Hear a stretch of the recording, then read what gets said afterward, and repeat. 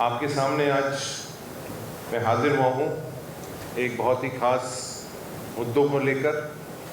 आज देश के अंदर जो परिस्थिति बनी हुई है वो आपके सामने है। जो ये सरकार 10 साल से चल रही है केंद्र के अंदर, ये हर मुद्दे के ऊपर फेल हो चुकी है।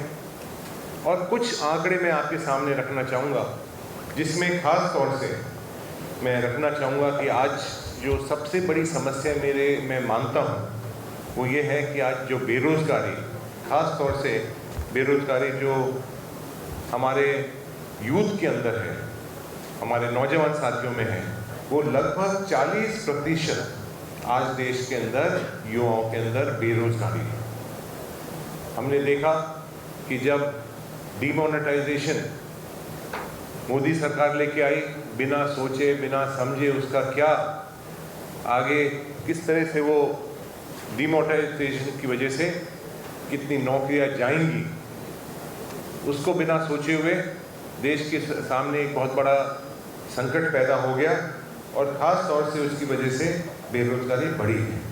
यहाँ तक कि जो नौकरी में थे उनकी नौकरी चली गई। नई नौकरी की बात तो बहुत दूर की बात है। जो उनका वो मुद्दा था कि 2 करोड़ नौकरी हर साल देंगे, 10 साल हो गए हैं तो इनको 200 करोड़ नौकरी अभी तक देनी चाहिए थी, 20 करोड़ नौकरी देनी चाहिए थी। इसके साथ साथ आपने देखा कि देश के जो हमारे अन्नदाता हैं, जो हमारे किसान हैं, 16 महीनों तक रोड पर बैठे रहे और उनकी सिर्फ ये डिमांड थी कि जो हमारी उपज होती है, जो हम जो कमाते हैं, मेहनत से कमाते हैं, खून पसीने से जो हम कमाते हैं, उसको हम अपने हिसाब से बेचना चाहते हैं। लेकिन भारत सरकार ने जिस तरह से हिटलरशाही के रूप में देश के सारे बॉर्डरों के ऊपर बंद करके कई लोगों की मौत हो गई और जो जनता की आवाज़ है वो सरकार तक नहीं पहुंची। 3 काले कानून वो लेके आए, समझौता भी हुआ और समझौता कुछ महीनों बाद ही वो समझौता वापस नहीं माना। तो ये झूठी सरकार है, किसान विरोधी सरकार है।